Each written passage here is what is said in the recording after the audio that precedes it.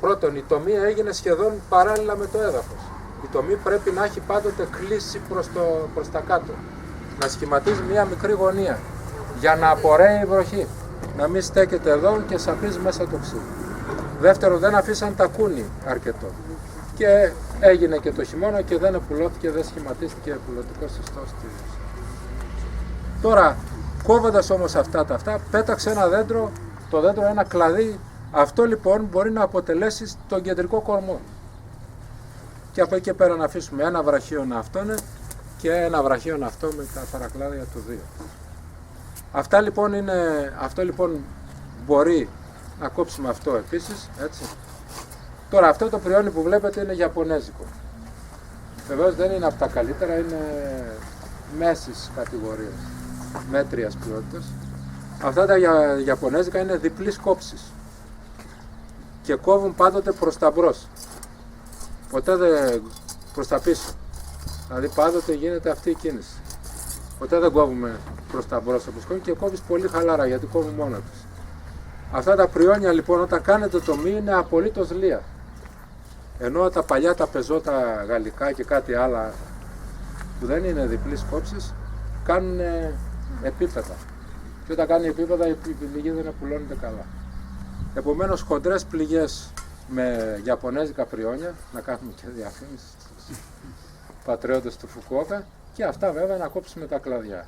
Παράλληλα με τα αυτά είναι οι πραντίνες γαλλικά ψαλίδια, από τα καλά θεωρώ, υπάρχουν κι άλλα. Και μπορούμε να...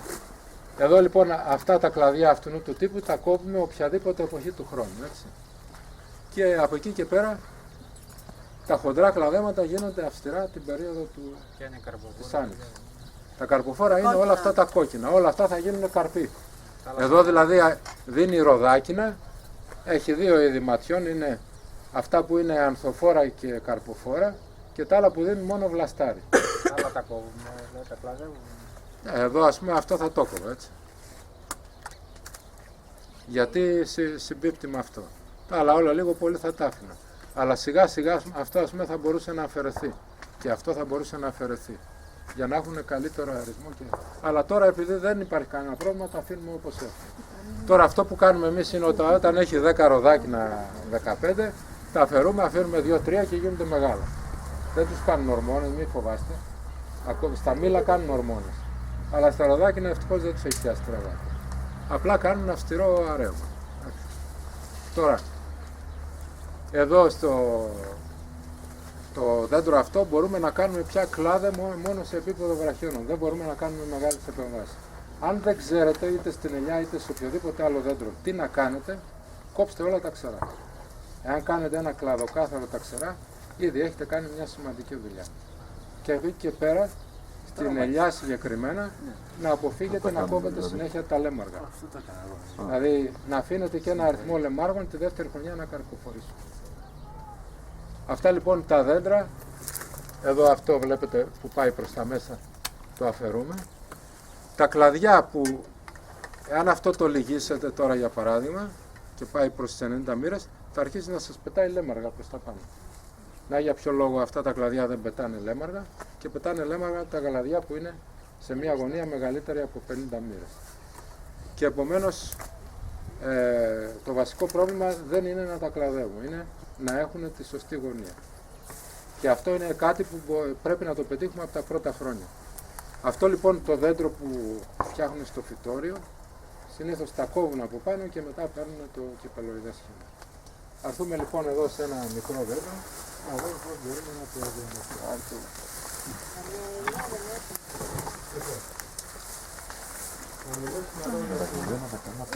Είναι βερικοκιά. Όλοι έχουν κόψει από ένα και δεν Λοιπόν, Κάνε στην πάντα, ρε. Περνάει το... και άλλα μια ρε. Θοδωρής. Ναι, Θοδωρή. Θοδωρής, νερός. Δεν είμαστε. Πού είναι ο Θοδωρής? Δεν είναι μαζί μας. Ο Θόδωρος είδε τη χαριδιά του. Εγώ νερός. Έλα μωρό. Καταλάβεις, Θόδωρος Δημήτρης. Καλά. Για πες μας εδώ σε αυτή τη βερικοκιά είναι. Θα δώσεις Τι θα κάνουμε για να τους δώσουμε το φυσικό σχήμα. Θα μας πεις ποιος είναι ο κεντρικός κορμός κατά την εκτίμησή σου, ποια θα είναι οι βραχίονες, οι μελλοντικοί. Εσύ θα μας πεις, ναι. Για το Κατόπιν πάνε. ορίμου σκέψης. Η βάση ναι, είναι αυτό που είναι. Μπα, είναι πολύ αυθόρμητος. Εγώ δεν... Για λέγε λοιπόν. Μετά πάμε εδώ, κεντρικό παρακολουθεί. Θα πέσει το δέντρο, ρε φίλε, εκεί Λοιπόν, πέρα. ποιος είναι ο κεντρικός. Είδα αυτό. Στη συνέχεια του κεντρικού. Μετά θεωρώ ότι είναι αυτό. Όχι, το άλλο. Ένα από αυτά. Λοιπόν, έλα, λέγε, γκάφα έκανα. Άσε, κατήρχε σήμερα το μεσημέρι. Τι πίσω. Ωραία, αυτό. Ωραία. Και από αυτά τα δύο, ποιο θα πιστεύετε ότι πρέπει να πάρουμε σαν συνέχεια του κορμού. Εδώ βλέπετε ότι έχει ένα κενό, εδώ έχει κλαδάκι. Το οποίο το τσιμπήσανε όταν ήταν μικρό. Και διακλαδίστηκε. Έκανε δύο. Εδώ λοιπόν σε αυτή την περίπτωση τι κάνουμε, ποιο Εκεί διαλέγουμε. είναι το κεντρικό. Κόβουμε το Άλλος. αριστερό. Αφήνουμε το δεξί. Το... Κανένα από τα δύο. Και τα δύο είναι εντάξει. Α, οκ. Και τα δύο είναι εντάξει. Λοιπόν, Παγίδα, ναι. οι βραχίονες, πόσοι βραχίονες είναι. Έχουμε το κεντρικό κορμό και τους βραχίονες. Ναι, 4 διάκρινοι. Και για πες το. 2-3. Ένα, δύο. Αυτός είναι Το ο κεντρικός. κεντρικός. Τρεις. Δύο. Σε όλο το δέντρο. Όχι ρε φίλε, αφού αφήσαμε το άλλο. Σε όλο το δέντρο, μισό θα πούμε. 1, 2, 3, έτσι. Αυτοί μελλοντικά θα μεγαλώσουν και θα γίνουν πιο χοντροί. Μέχρι στιγμής αυτό είναι το πιο ισχυρό, έτσι, το οποίο παίρνει δύναμη και από τον κεντρικό. Βλέπετε ότι τραβάει δύναμη. Να είναι Θα μπορούσα δηλαδή να πω, να σας πω θα μπορούσα να κόψω αυτό και να αφήσω αυτό σαν κεντρικό. Αλλά δεν παίζει κανένα ρόλο γιατί μέχρι στιγμής έχουν και καλό αερισμό και καλό φωτισμό.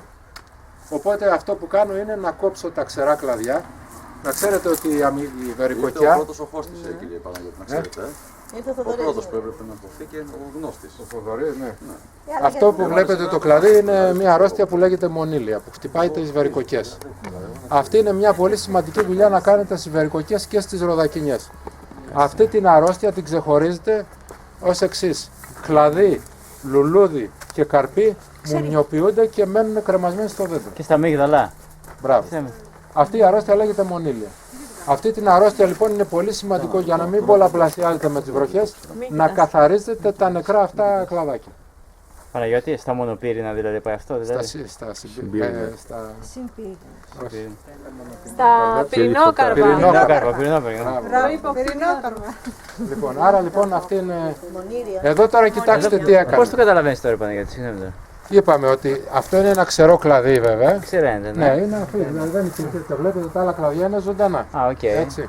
Αυτό λοιπόν είναι ένα κλαδί που ξεράθηκε. Αλλά αν είχε λουλούδια και καρπούς, θα έμεναν όλα μουμιοποιημένα πάνω, χωρίς να πέφτουν. Το έχω εγώ γι' αυτό, ναι. Δεν πέφτουν εύκολα. Ναι, με Αυτά τίποτα. λοιπόν αφαιρούνται. Κοιτάξτε εδώ τι έκανε. Αυτό είναι Πετάμε μύκητας. κάτω ή τα καίμε. Αυτό εδώ κάποιος ήρθε και το κλάδεψε. Τι έκανε, το κλάδεψε σε ένα κλαδί που πάει προς τα μέσα. Αυτό είναι ένα βλαστάρι, έτσι. Το οποίο ποτέ δεν θα πάρουμε κλαδί που να συνεχίσει το κεντρικό κορμό. Κοιτάξτε εδώ τη διαφορά του. Το κλάδεψαν μεν σε αυτό το σημείο, αλλά είχαμε συνέχεια. 1, 2, 3. Τα οποία είναι εξίσου καλά όλα. Δεν χρειάζεται να αφαιρέσω τίποτα. Πάντοτε λοιπόν, όταν θέλετε, έχετε ένα πολύ μακρύ κλαδί και θέλετε να το περιορίσετε, θα κοιτάξετε να είναι κοντά σε ένα μάτι που θα μας δώσει ένα βλαστάρι συνέχεια του κεντρικού κορμού. Δηλαδή θέλω εδώ ας πούμε να κόψω ένα κλαδί, θα κοιτάξω σε ένα μάτι που να είναι κολλητό. Κοιτάξτε, αυτά τα μάτια κάνουν γωνία. Άρα θα μας δώσουν κλαδιά με γωνία. Θέλει ένα κλαδί που να είναι κολλητό. Κολλητά μάτια είναι αυτά εδώ. Βλέπετε.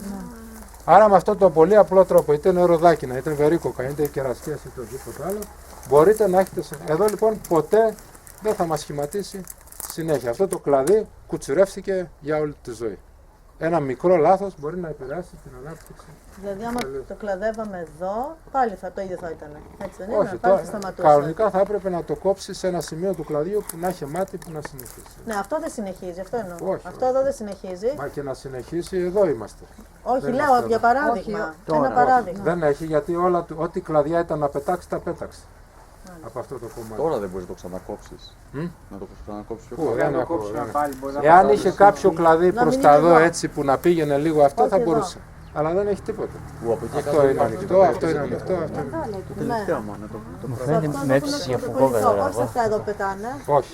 Αυτά Εδώ τι είναι μπορείτε να πετάνε? το. Ας πούμε. Είναι Αυτά μάτια. πετάνε, είναι μάτια, αλλά άλλα θα βγουν τι. που θα μας δώσουν το βλαστάρια σε Αφού ό,τι να γόνια. πετάξει Ναι, πέταξε. ενώ πρέπει να το κόψουμε. Κολλητό να είναι το μάτι. Αφού κάναμε Εδώ, για να μην τα στο- Αν είχε αφήσουμε. μάτι κολλητό εδώ πέρα θα ήταν μια χαρά. Αυτό δεν είναι κολλητό εδώ. Ναι, αυτά είναι. Αυτό. Εδώ λέω ότι να πετάξει Και αυτό πέταξε. και Πάει αυτό. τελείως, δεν έχει. Δεν έχει Μάλιστα. δηλαδή, δεν έχει μάτι. Τώρα όπως η είναι. η βερικοκιά καρποφορεί παντού. Μπορεί να Τετάρτον σε κάνει. ένα-δύο. Ενώ η ροδακινιά κάνει δεν έχει αυστηρά στα μάτι. κόκκινα κλαδιά. Αχα. Της χρονιάς είναι τα κόκκινα κλαδιά, έτσι. Είναι κολλητό, να είναι το ένα δίπλα στα άλλα. Όχι, κολλητό είναι αυτό Που εδώ να είναι που κολλητό με το κορμό. δεν έχει έτσι. γράμματα. Να το, αυτό εδώ έχει. προς Εδώ τα αυτά έξω. κάνουν γωνία. Βγαίνουν προς τα έξω. Ναι, κάνουν γωνία. Αυτά είναι μάτια. Που έχουν πετάξει. Αυτό εδώ δεν έχει πετάξει. Αυτά βλέπετε όλα είναι κολλητά. Βγει τα μάτια έξω, αυτά είναι. Αυτά Να, πετάνε να, σε να, 45 γωνία. 45. Εδώ είναι κολλητά. Και θα δώσουν κλαδί που θα είναι σήμερα. Γωνία. Που δεν έχει πετάξει μάτια ακόμα. Άρα εδώ λοιπόν,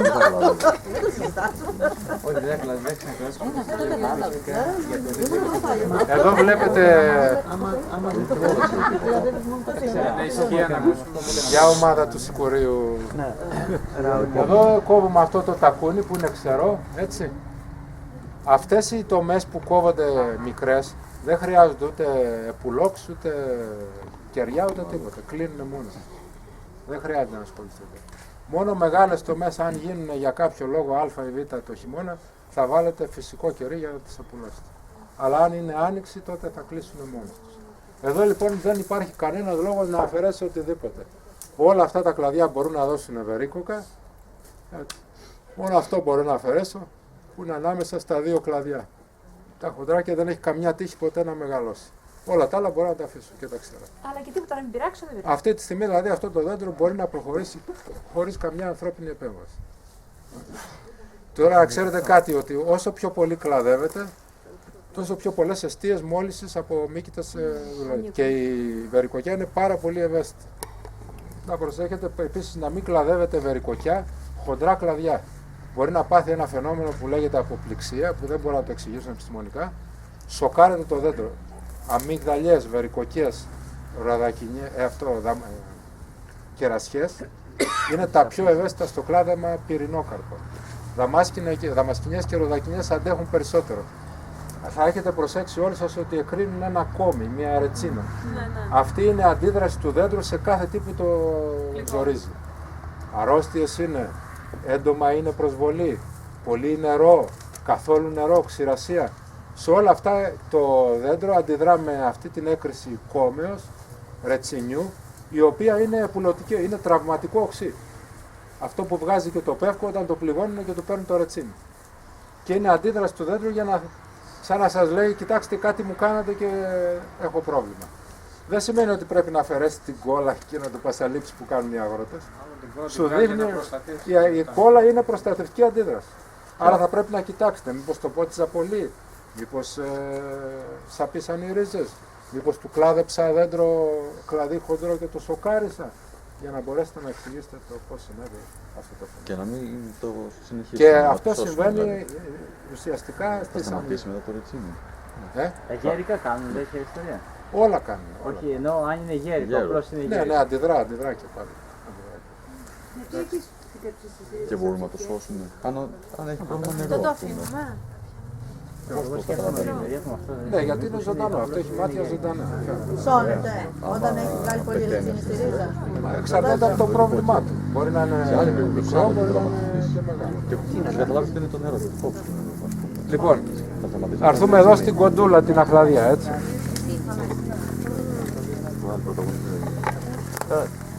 Το τασπίρις είναι καλό ο Θόδωρας. Μας βάζει τη μαλακία. Αλλά είναι κοκκίνη. Πού έφυγε παλιά. Λοιπόν, είναι νοικοκύρης και έχει πολλές δουλειές. Πες μας γιατί βάζει αψυχίες αυτό το δέντρο. Θέλει, παίζουν ένα αυτό το προστατευτικό ρόλο η κάζο. Δεν τα χρησιμοποιούν, αλλά κάποια φυτά ναι, μπορούν να παίξουν προστατευτικό ρόλο, να αποθούν κάποια έλεμα ή οτιδήποτε άλλο. Λοιπόν, για πες μας τώρα. Εδώ. Για πες μας Την εδώ. έπαψες. Αυτό, Και εσύ κεντρικό, με κεντρικό, έριξε τα σως. Ρε Θόδωρε, έλα γάμε τον πελάσιο. Έριξε τα σως. Έλα ρε Παναγιώτη, πες μας εσύ. Άλλος. Αυτός είναι. Κεντρικός. Ναι. Βραχία. Μπορεί να έχει δύο κεντρικά. Ναι, μπορεί να έχει δύο κεντρικά, αλλά εμείς καμιά φορά μπορεί να πρέπει να επιλέξουμε. Πόσοι βραχίονες είναι? Ωραία. Άλλος έχει άλλη γνώμη? Δύο βραχία. Δύο. Όχι, για τον κεντρικό κορμό. Συμφωνείτε όλοι? Νομίζω ότι και αυτός είναι κεντρικός. Πάει λοξά όμως. Αυτός είναι. Μα αφού ήδη έχει κλαδί. Και από το κέντρο βάρος. Θα μπορούσε να έχει δύο κεντρικό. Όπως κοιτάμε το δέντρο από εδώ από εκεί. Ναι, που ζυγίζει το δέντρο. Το κεντρικό του. Εδώ μας λέει η φίλη μας ότι έχει κλαδευτεί. Παρ' όλα αυτά όμως, αυτός είναι πιο κοντά στο κεντρικό άξονα. Άρα αυτό θα συνεχίσει. Βέβαια εδώ πάλι το πετσόκοψε. Πάλι έκοψε αυτό που ήταν η συνέχεια του κεντρικού και διακλαδίστηκε. Εμφανίστηκε αυτό εδώ, αλλά αυτό ναι μεν θα μπορούσε να είναι ο κεντρικός άξονας, αλλά θα πέσει πάνω στα άλλα. Άρα θα πρέπει να αφαιρεθεί. Έτσι. Εδώ πώς θα προχωρήσουμε? Επομένως έστω και στραβά αυτός μπορεί να γίνει κεντρικός άξονας. Βλέπετε πάλι εδώ η τομή δεν επουλώθηκε. Λοιπόν εδώ, για πες μας από εδώ, από αυτά τι θα κρατήσουμε, τι θα αφαιρέσουμε. Το πρώτο και το τρίτο. Όλοι προσπαθήστε για να έχετε... Αυτό είναι λάθος, έτσι που κόπηκε εδώ. Ναι. σαφώς. Αυτό Θα μπορούσε το να το... αφαιρέσουμε, γιατί είναι στραβά. Αυτό μάλιστα έχουμε δύο, ένα-δύο. Ποιο θα διαλέξουμε? Ποιο θα είναι τα κριτήρια? Το πιο υγιές. Είναι μοίρες. Οι μοίρες είναι ένα, η γωνία. Άλλο κριτήριο ποιο θα είναι? Το πιο Η χοντρό. ποιότητα του κλαδιού. Ναι, το πρώτο. Αυτό είναι πιο καλό δυνατό. κλαδί. Ναι, αλλά αυτό είναι πιο κοντά επάνω. Α, είναι πιο Αυτό είναι η γωνία, είναι πιο κλειστή. Κόψουμε και το Επομένως πάνω. κάποια στιγμή θα συναντηθεί με αυτό, έτσι. Άρα Είναι στραβά βλέπετε αυτό. παράλληλα το ψαλίδι, έτσι. Αυτό. Και το από πάνω, πάει. Πάμε τώρα παρακάτω. Παραπάνω. Και εδώ πάνω μπορούμε να Παραπάνω. Και αυτό. Και αυτό σύμφωνο. Πάει και αυτό. Τώρα, εδώ που έφυγε αυτό, ποιο μπορεί να το αναπληρώσει για να αποτελέσει συνέχεια του κεντρικού άξονα? Το αριστερά. Καλή ιδέα. Άλλη περίπτωση. Αυτό ίσως. Μπράβο, ναι, και αυτό. Άρα σε αυτή την περίπτωση, αν αυτό θα τα αφήσω και τα δύο, θα δω ποιο τραβάει καλύτερα και μετά αν δω ότι είναι αυτό, του κόβω αυτό. Και αυτό γίνεται παρακλάδι. Τώρα μπορώ να κόβω. Αν δω ότι αυτό αδυναμεί ή το σπάει κάποιος αυτός, αφήνω αυτό. Αλλά σαφώς μέχρι στιγμής μας έρχεται Να καλύτερο αυτό. ρωτήσω, αν δεν το κλαδέψουμε καθόλου υπάρχει πρόβλημα? Παρασκευόπουλος είναι για κλάδι. Αυτά που μπαίνουν μέσα και χώνονται, ναι. Αυτό ας πούμε για παράδειγμα θα πάει συνέχεια προς τα πάνω. Έτσι. Ναι. Θέλει να το αφαιρέσω. Αυτό επίσης εδώ θα συναντηθεί με αυτό. Αυτό είναι καλύτερο κλαδί, καλύτερη γωνία. Αυτό είναι κοντρά εδώ, άρα θα δέχεται σκίαση και τα Γιατί λοιπά. αυτό λίγο πολύ ισχύει και για την ελιάσουμε. Το κεντρική ιδέα. Όλα, είναι όλα, το το ίδιο ίδιο, πράγμα, έτσι. το ίδιο. Όταν λοιπόν έχετε ένα βραχίωνα, δουλεύετε ψαροκόκαλο. Έτσι. Δηλαδή, αν έχω ένα μπράτσο ελιάς, έστω και αν έχει κυπελοειδές σχήμα και δεν μπορώ να κάνω επέμβαση, πάνω στο μπράτσο μπορώ να δουλέψω ψαροκόκαλο. Τι εννοώ ψαροκόκαλο? Μπορούμε να το δούμε εδώ στο ροδάκι. Έτσι. Ένα κλαδί έτσι, ένα έτσι, ένα έτσι, ένα έτσι. Αυτό είναι η έννοια του ψαροκόκαλου. Να αφήσω δηλαδή κλαδιά που να είναι αλλάξει από τη μία και από την άλλη μεριά. Για να υπάρχει ισορροπία, αυτό που λέμε balance. Για να μπορεί το... Εδώ λοιπόν αν θέλω να δω αυτό το δέντρο, πώς θα το κλαδέψω, θα το κοιτάξω κατάμαχα. Φάτσα, να το έχω απέναντί μου για να μπορέσω να το καταλάβω. Και δουλεύω εδώ, αφήνω ένα κλαδί από εδώ, ένα κλαδί από εδώ, ένα κλαδί από εδώ, ένα κλαδί από εδώ, τόσο ώστε να μπορούν να δέχονται ομοιόμορφα, να αερίζονται και να λιάζονται τα δέντρα για να μην έχουν κανένα πρόβλημα. Έτσι. Επομένως, και σε αυτή την περίπτωση, για να τελειώσουμε με το... Άλλο που πρέπει να αφαιρέσουμε, Εδώ μπροστά αυτό που πάει κατακόρυφα. Ένα ψηλάκι. πολύ σωστό. Άλλο, Να πω κι εγώ. αυτός ο καρπός, Είναι. Αυτό. Όχι. αυτό είναι μια χαρά. Πάει. Γιατί μου το Αυτό εδώ, Εγώ λίγο θέλω. Δεν βλέπω πόση ώρα τώρα πριν. Άλλος κεντρικός κορμός εκεί. έχουμε τα δύο. Εντάξει, αλλά Αυτό αυτή που τη πάει προς στιγμή τα κάτω. μπορούσαμε να τα αφαιρέσουμε γιατί κοιτάξτε όταν βάζουμε αχλάδια προς τα κάτω του τραβάει το δέντρο προς τα κάτω έτσι. Αλλά επειδή δεν έχει τίποτα εδώ στο χώρο αυτό, ούτε από εδώ, ούτε από εκεί, το αφήνουμε. Δηλαδή δεν χρειάζεται να κάνουμε ένα επιστημονικό κλάδεμα, να κάνουμε ένα κατά προσέγγιση κλάδεμα, τόσο ώστε να πάρει το δέντρο. Εδώ ας πούμε αυτό το τάκο, αυτό επειδή θα συναντηθεί, θα πάει προς τα μέσα, το αφαιρώ έτσι. Αλλά βλέπετε όλες οι τομές, αυτό το... Και αυτό. Παρατηρήστε ότι αυτό το δέντρο κουνιέται έτσι. Αυτή η κοντούλα δεν είναι εμπολιασμένη σε άγριο αχλάδι, αυτή η κοντούλα είναι εμπολιασμένη σε κηδόνι.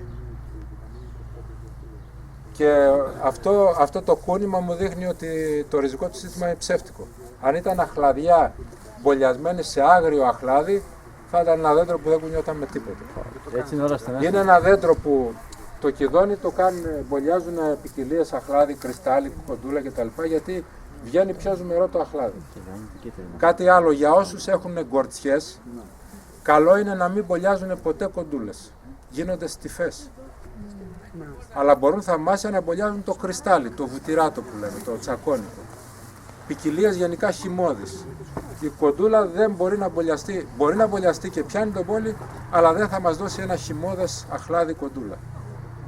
Και αυτός ήταν ο λόγος που οδήγησε, και επειδή όταν μπολιάζουν σε κηδόνι, μπαίνουν πιο γρήγορα στην καρποφορία. Δηλαδή το δεύτερο-τρίτο χρόνο αρχίζει και δίνει αχλάδια και όπως είπαμε χυμώδη και πιο μεγάλα σε μέγεθος. Γιατί όταν είναι μπολιασμένο σε άγρια αχλαδιά, είτε γκορτσιά είτε μακεδονική άγρια αχλαδιά, που κάνει μικρές κοντούλες, παίρνει πολύ μεγάλη ανάπτυξη το δέντρο και αυτό επηρεάζει την παραγωγή. Αλλά αυτά τα δέντρα, να ξέρετε, είναι προορισμένα να στηρίζονται από τους ανθρώπινους. Από τους ανθρώπους, δηλαδή νερό, λίπασμα ή κοπριά, οργανική ουσία κτλ. Γιατί είναι ένα δέντρο που είναι μπολιασμένο σε κηδόνι με αδύνατο ριζικό σύστημα. Επίσης τα χρησιμοποιούν γιατί αντέχουν συγκριτικά περισσότερο στα υγρά εδάφη. Επομένως το θέμα των δέντρων, είπαμε ότι τα καλύτερα δέντρα στον κόσμο είναι αυτά που θα βγουν από κουκούτσι απευθείας στο χωράφι. Στη συνέχεια δεύτερα καλύτερα είναι αυτά που θα βγουν από κουκούτσι άγριο και θα μπολιαστούν πάλι στο χωράφι επιτόπου, χωρίς να... Και τρίτο είναι τα δέντρα, τα μπολιασμένα, τα αγορασμένα από φυτόριο, τα οποία όμως έχουν μπολιαστεί σε άγριο δέντρο. Πώς θα καταλάβετε αν το δέντρο που σας δίνει ο φυτοριούχος είναι μπολιασμένο σε άγριο ή είναι σε φυτό του εργαστηρίου? Είναι πολύ απλό. Ένα δέντρο που έχει μπολιαστεί μια ποικιλία σε άγριο υποκείμενο έχει πασαλώδη κεντρική ρίζα.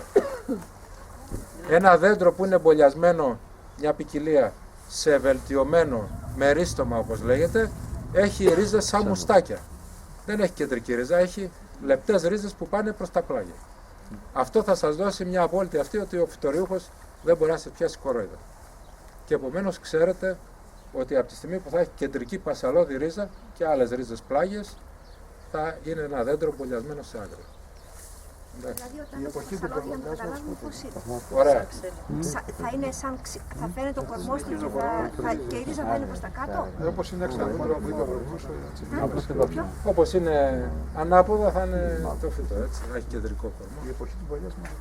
Η εποχή του μπολιάσματος, εάν μπολιάσουμε μάτι, με ενοφθαλμισμό όπως λέγεται, γίνεται το Σεπτέμβρη. Να έχει χυμούς το δέντρο. Εάν μπολιάσουμε με καλέμι, με κεντρί όπως λέμε, γίνεται το Μάρτι. Το κεντρί δίνει πιο γρήγορη ανάπτυξη στο φυτό. Μετά αν πιάσει πετάγεται ευκολότερα και... Αυτοί οι δύο εμβολιασμοί, υπάρχει και ο πλακίτης, υπάρχουν και άλλοι, στη σικιά γίνεται με πλακίτη, γίνεται ένα τετράγωνο και στην καρδιά το ίδιο. Αλλά αυτές είναι λεπτομέρειες. Να ξέρετε όμως ότι ένα δέντρο εμβολιασμένο δεν έχει ούτε τις ίδιες αντοχές, ούτε ζει τόσα χρόνια κτλ. Τη σικιά μπορείτε να εμβολιάζουμε. Εντάξει, όλοι αυτοί οι πολλαπλασιασμοί με μοσχεύματα ή με παραφιάδες βγάζουν πιστό αντίγραφο του μητρικού φυτού. Οπότε εμβολιάζουμε, γιατί έχω μια σικιά. Η σικιά εμβολιάζεται τον Αύγουστο. Είναι μία εξαίρεση από τις λίγες εξαίρεσεις. Με πλακίτη, δηλαδή κόβεται ένα τετράγωνο και κομμάται ένα αντίστοιχο κομμάτι. Μια άγρια χάντια, πώς μπορούμε να την κάνουμε κανονική? Να την μπολιάσετε με μια ποικιλία που θέλετε, κοντούλα ή κτλ. Αλλά βέβαια να ξέρετε ότι στο θέμα του εμβολιασμού πρέπει να, πέρα από το να είναι ένας καλό μάστορας, να κλείσει καλά και η τομή, να μην παίρνει αέρα. Θέλει να το παρακολουθείτε ένα διάστημα από κοντά για να μην σας κάνει μια. Αλλά σίγουρα είναι μια βελτίωση που έχει να κάνει σχέση με τις ανθρώπινες επιθυμίες. Δηλαδή σαφώς, αν μιλούσαμε με όρους ιατρικούς και με το τι είναι καλύτερο για το ανθρώπινο σώμα, αυτά που βγαίνουν από άγρια αυτά είναι σαφώς καλύτερα για το σώμα. Απλούστατα βέβαια όταν θέλουμε μεγάλους καρπούς και συγκεκριμένες ποικιλίες, αυτό πρέπει να κάνουμε. Ο εμβολιασμός είναι πάντοτε ελληνικά, ίσως και σε Υπάρχουν εξαιρέσεις, τώρα αυτά είναι λεπτομέρειες που μπορείτε να τα βρείτε και σε οποιοδήποτε βιβλίο. Δεν έχουν να κάνουν με το αν είναι φυσική καλλιέργεια έχει. Το αμύγδαλο είναι καλό να μπολιάζεται τον πρώτο χρόνο κιόλας. Άμα μεγαλώσει πολύ, πιάνει δύσκολα τον πόλη. Το ροδάκινο θέλει 2 εμβόλια και από τη μια και από την άλλη μεριά, γιατί πολλές φορές έχει πολύ δύναμη και τα κτηνάζει τα εμβόλια. Αυτές είναι όμως λεπτομέρειες που έχουν να κάνουν περισσότερο με τους φυτοριούχους παρά να κάνουν. Και είναι μια γνώση που μπορείτε να την βρείτε. Εδώ μπορούμε να πάμε στην επόμενη κοντούλα.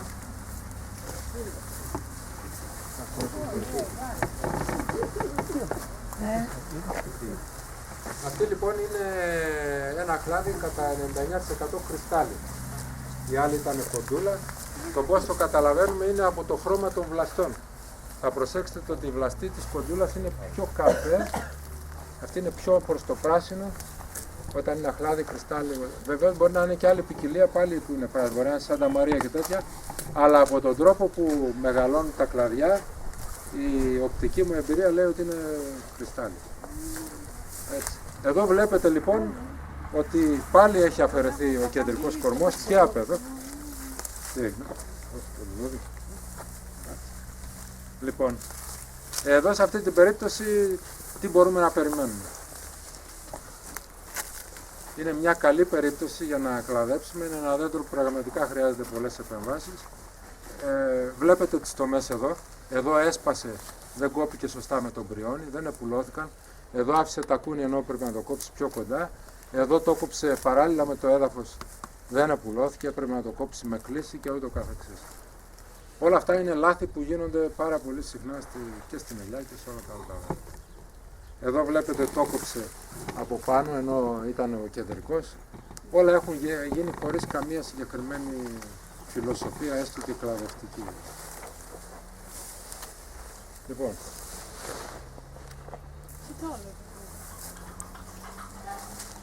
Για πες μας, Σοφία.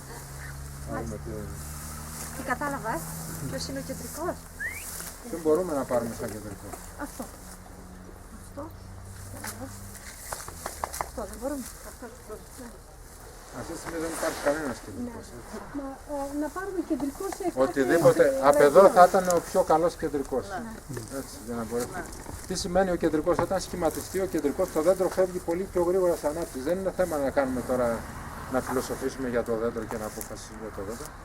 Αλλά όσο το δέντρο δεν έχει κεντρικό κορμό, αυτό που γίνεται στο κύπελο σχήμα είναι ότι όταν η χυμή πρώτα στο δέντρο που έχει φυσικό σχήμα πάνε πρώτα στην κορυφή και μετά διακλαδίζονται ομοιόμορφα σε όλα τα κλαδιά.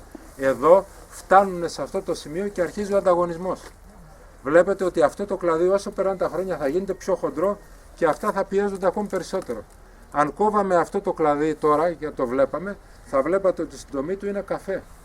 Γιατί δέχεται μηχανική πίεση από αυτό το χοντρό κλαδί, το οποίο όλο σπρώχνει, γιατί είναι το πιο δυνατό. Εδώ βλέπετε λοιπόν δεν έχουμε συμμετρική ανάπτυξη όπως ένα δέντρο με φυσικό σχήμα. Όπως είπαμε πάει επάνω ο χυμός και μετά διακλαδίζεται σε όλα τα κλαδιά εξίσου.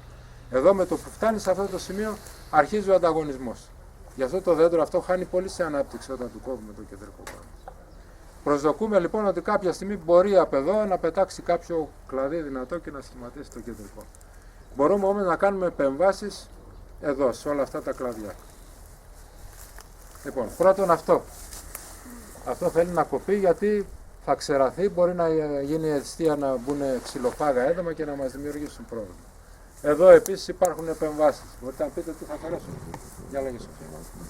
Τι θα αφαιρέσουμε, είπαμε αυτά, το από εκεί. Αυτό εδώ. Όχι, αυτό το ενδιάμεσο οπωσδήποτε. Εδώ μπροστά. Όχι,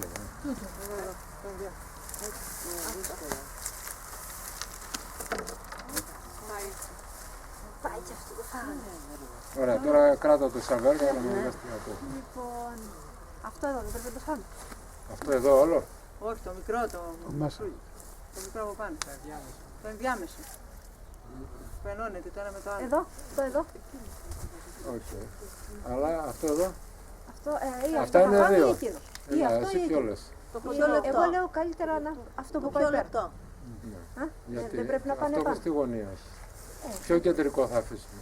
Ποιο κεντρικό. Ποιος θα συνεχίζει το κεντρικό άξονα. Ποιο θα συνεχίσει. Αυτό. Αυτό. Άρα αυτό είναι πρόβλημα. Άσχετα με το αν είναι πιο δυνατή γωνία. Και αυτό έχει καλύτερη γωνία και σιγά σιγά. Εδώ μου λες αυτά Παναγιώτη, να το φάμε. Αυτά γιατί δεν έχει τίποτα και μπορεί να δώσουν καρπούς. Αυτό εδώ. Και αυτό εδώ. Αυτό που μπαίνει μετά. Τίποτα, δεν κλαδεύουμε καθόλου παιδιά γιατί θα τα κάνουμε χάλια. Άλλο.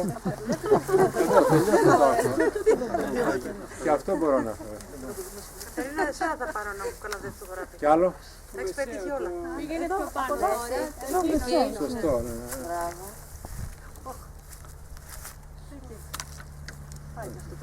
Τελείωσα. Μάλλον λογική ήταν τελικά. Ναι. Ναι, από ένα σημείο και πέρα. Και εδώ αυτό γιατί πάει. Έτσι. Γιατί πάει αυτό. Τώρα αυτά τα κλαδιά βλέπετε δεν θα δώσουν εύκολα καρπούς, θα συνεχίσουν να πάνε προς τον ουρανό. Εάν θέλω λοιπόν να τα σταματήσω, κάνω ένα πολύ απλό τρίκ. Βλέπετε αυτό είναι το μάτι που λέγαμε.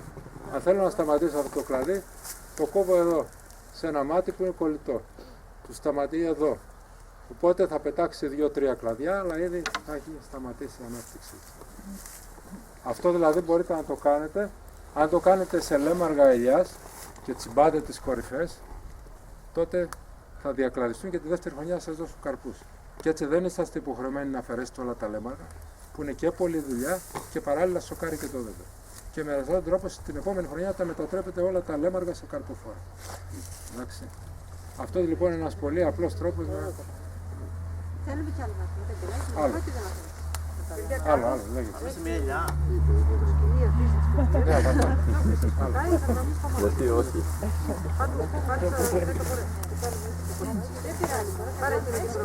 Και, ναι.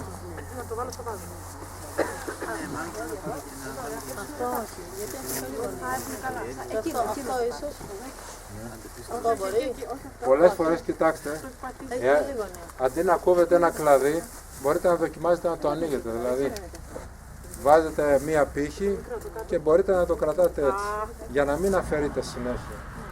Είναι ένα απλό τρίκ, βάζεις ένα καδρονάκι, του κάνεις 2 γκοπές και το ανοίγεις το κλαδί για να μπορέσει να πάρει σιγά σιγά το... Ναι.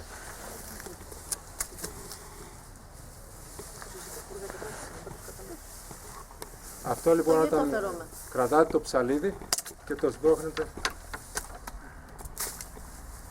Αυτό τώρα δεν νομίζω ότι Αυτό ήταν...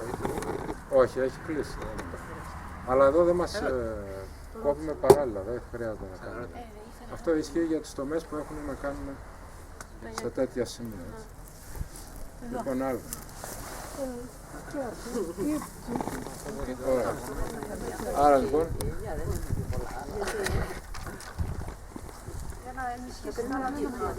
Για τις ελιές πολλοί με ρωτάνε, δεν ξέρω. και Για τις ελιές. Για τις ελιές να δούμε και ωραία, μια θα πάμε έτσι. και στις ελιές. Αυτό εδώ Να το κάνουμε λίγο πράξη. το αφήνουμε προς το παρόν, έτσι, αλλά αν θέλουμε να το σταματήσουμε θα μπορούσαμε να το τσιμπήσουμε εδώ για να μην πάει στον ουρανό. έτσι. Και αυτά που πάνε ψηλά επάνω. Και εδώ μπορούμε να αφαιρέσουμε.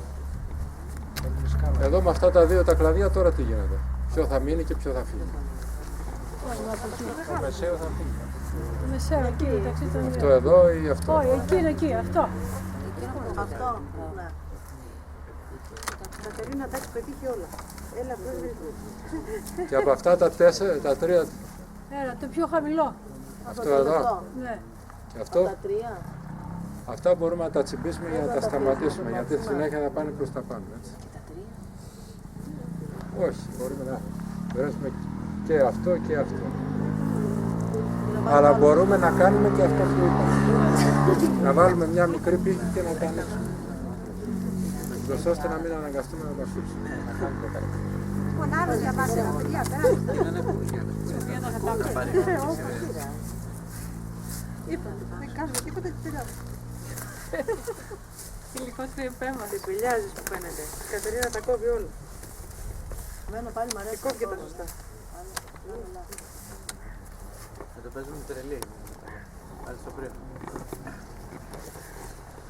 Πολλές φορές αν θέλετε να δείτε ένα δέντρο και να καταλάβετε αν πρέπει να κόψετε και τι πρέπει να κόψετε, πάτε γύρω-γύρω. Το βλέπετε από μια γωνιά, λέτε αυτό θέλει κόψει. Πάτε από την άλλη, βλέπετε ότι ένα άλλο θέλει κόψει. Έτσι έχετε μια πιο κυκλική εικόνα. Εντάξει. Αυτό είναι εντάξει, αλλά δεν δημιουργεί. Ναι, αυτό είναι αυτό. Εδώ είναι λίγο δύσκολο να κόψει. Και εκείνο έχει νομιμοποιηθεί. Και αυτό εδώ βλέπετε ότι σιγά σιγά θα το βρει πάνω. Εδώ μπορούμε να κάνουμε αυτό, εντάξει. Θα το ανοίξουμε. Δηλαδή, λογική είναι να τα διέγουμε. Όχι, απλώς άμα κόβουμε θα μείνει γυμνό το δέντρο. Με αυτόν τον απλό τρόπο μπορούμε σιγά σιγά να το φέρουμε σε μια γωνία. Να το πιάσουμε δηλαδή με ένα σπάγκο που θα κάνουμε. Όχι, όχι. Μπορούμε να βάλουμε μια πύχη. Ένα καλαμάκι έτσι και με την άλλη.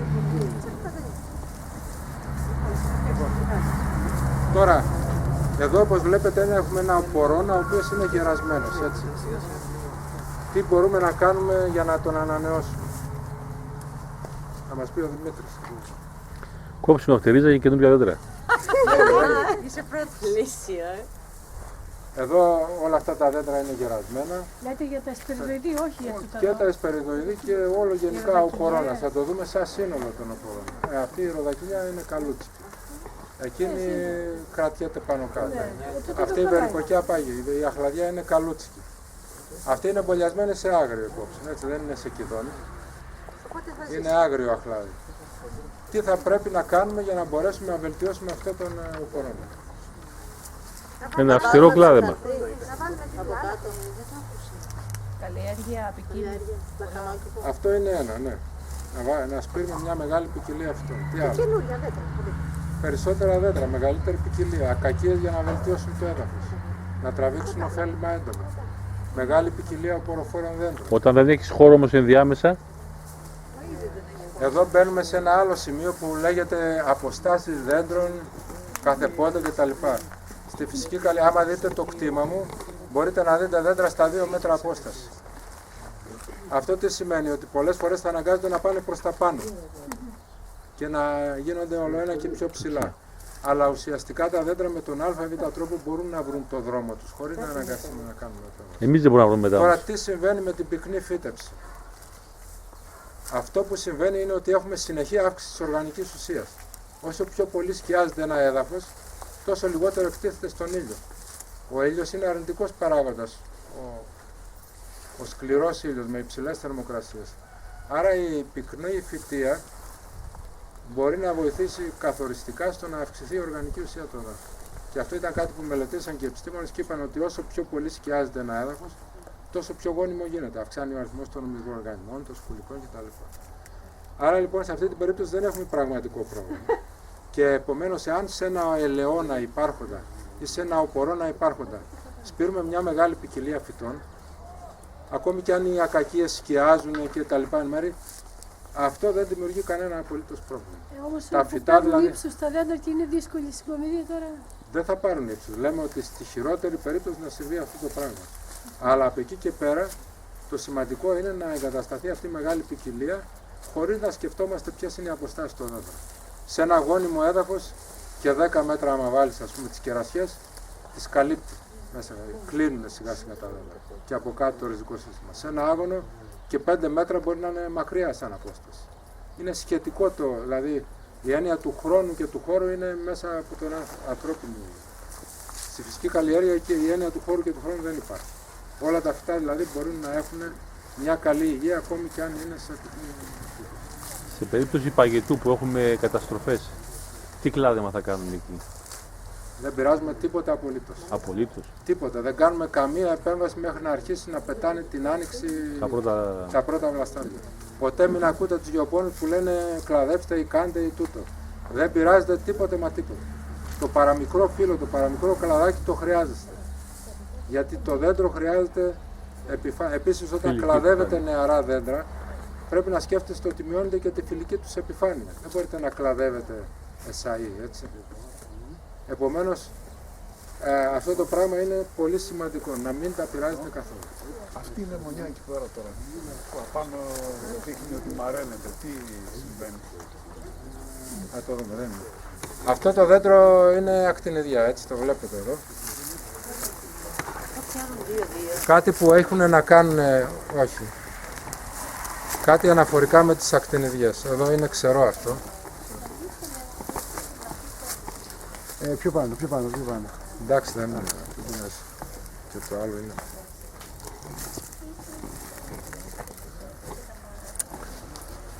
Αυτό το κρατάμε χαμηλό, Έχουμε δύο είδη αναρριχόμενων, έτσι. Έχουμε την ακτινιδιά που καλλιεργούνται σε ευρεία κλίμακα στην Ελλάδα και τα αμπέλια. Θα μιλήσουμε λοιπόν για τα αμπέλια, όπως και οι ακτινιδιές. Είναι δέντρα, φυτά που ανακαλύφθηκαν μέσα σε δάση. Η πατρίδα του αμπελιού θεωρείται η περιοχή στην Κασπία θάλασσα ανάμεσα Περσία και Ρωσία. Από εκεί προφανώς πέρασε στη Θράκη και γι' αυτό και οι Θρακιώτες θεωρούνται οι πρώτοι αμπελοκαλλιεργητές και ίσως από εκεί ξεκίνησε και η λατρεία του Διονύσου. Το φυσικό σχήμα λοιπόν των δέντρων είναι να αναρριχώνται πάνω των αμπελιών ή της ακτινιδιάς πάνω σε δέντρα οποροφόρα. Παλιά λοιπόν στην Ήπειρο καλλιεργούσαν τις αναδεντράδες αμπέλους. Δηλαδή πάνω σε δέντρα όπως οι βελανιδιές ή μπορεί να είναι καρυδιές ή γενικά με δέντρα με όχι πολύ πυκνό φύλλωμα. Γιατί δεν αερίζεται το τσαμπί και σαπίζει. Και αυτό το κάνανε και οι αρχαίοι, με αποτέλεσμα τα αμπέλια αυτά να δίνουν περισσότερη ανάπτυξη, περισσότερα τσαμπιά, μικρότερα σε μέγεθος και καρπού και τσαμπιά, αλλά υγιέστατα. Για να σας δώσω για παράδειγμα, μια βασική αρρώστια που προσβάλλει τα αμπέλια είναι η μπάστρα που λέμε, η θεία πασθένεια ή ο ίδιο. Ναι. Αυτή λοιπόν η αρρώστια ευνοείται από την υψηλή υγρασία. Όταν βρέχει και το τσαμπί δεν αερίζεται καλά, πιάνει εύκολα μπάστρα. Όταν πιάνει μπάστρα, σκάζει η ρόγα, σχίζεται και πιάνει σαπίλα, βοτρίτης. Αυτές οι δύο αρρώστιες δηλαδή συμβαδίζουν. Σε αυτή την περίπτωση λοιπόν, όταν κρέμονται τα τσαμπιά πάνω στα δέντρα, με τον αέρα που φυσάει στεγνώνουν τα τσαμπιά και δεν αναπτύσσει αρρώστια. Με ένα πολύ απλό τρόπο δηλαδή πετυχαίνεται υγεία στα φυτά αυτά. Επομένως, ένα σχήμα που ταιριάζει πιο κοντά στο φυσικό σχήμα των αμπελιών ή της ακτινιδιάς είναι η κλιματαριά. Εάν δεν μπορούμε να τα αφήνουμε πάνω σε οποροφόρα δέντρα, εγώ τα αφήνω πάνω σε βασικά δέντρα, τότε το δεύτερο πιο κοντινό σχήμα στο φυσικό είναι η κρεβατίνα. Αλλά εδώ πλέον αλλάζουν οι αποστάσεις φύτωσης. Όχι 1 και 2 μέτρα, 8 μέτρα τουλάχιστον. Εγώ έχω κλιματαριές που μου δίνουν και 200 κιλά και παραπάνω στα φύλλα. Είναι όμως, τρέχουν δεκάδες μέτρα. Τώρα βέβαια γεράσανε, αλλά ουσιαστικά είναι το πιο καλό σχήμα για το αυτό. Αυτό το σχήμα που είτε είναι κύπελο, είτε είναι γραμμικό, ευνοεί τις αρρώστιες, έχει πολλά κλαδέματα. Μπορεί να είναι κάθετο το αμπέλι, δηλαδή το κλίμα, κλιματαριά. Δηλαδή μέχρι το ύψος μας να είναι ελεύθερος ο χυμός, να τρέχει πάνω κάτω χωρίς να υπάρχουν διακλαδώσεις. Και από εκεί και πέρα μπορείτε να αφήνετε βραχίωνα να τρέχουν και να κάνουν στα φύλλα. Μπορούμε να το κάνουμε. Αυτό είναι το καλύτερο σχήμα. Αυτό είναι. Χωρίς καθόλου κλάδεμα μετά. Εάν θέλετε να τα κλαδεύετε, μπορείτε να τα κλαδεύετε στο τέλος τους. Αλλιώς αν τα αφήνετε ελεύθερα, είπαμε ότι μπορούν να καλύπτουν και μία έκταση 60 και 80 τετραγωνικά άνετα και να δίνουν τρελή παραγωγή. Αλλά πιο μικρά τσαμπιά. Καθαρά όμως, χωρίς κανένα πρόβλημα. Αν δηλαδή αυτές τις κρεβατίνες τις βάλετε στα 2 μέτρα, θα έχετε προβλήματα. Αυτό λοιπόν είναι το πιο κοντινό. Δεύτερη περίπτωση είναι η μικρεβατίνα, δηλαδή να βάλετε ένα τάφ, να πάει μέχρι εκεί, να κάνετε ένα τάφ και να απλώνετε πάνω στα σύρματα, αλλά πάλι να έχουν κεντρικό κορμό. Εδώ λοιπόν, αν θέλαμε μια ακτινιδιά σωστή, θα έπρεπε μέχρι το μπόιμο να μην έχει καμία διακλώση και μετά να τρέχει ελεύθερα προς κάθε καφέ. Αυτή η ακτινιδιά, έχω ακτινιδιά, αν είχαμε βίντεο θα τη βλέπαμε, βγάζει 200 κιλά ακτινίδια, δεν κλαδεύεται καθόλου και είναι δέντρο γύρω στα 12 χρόνια.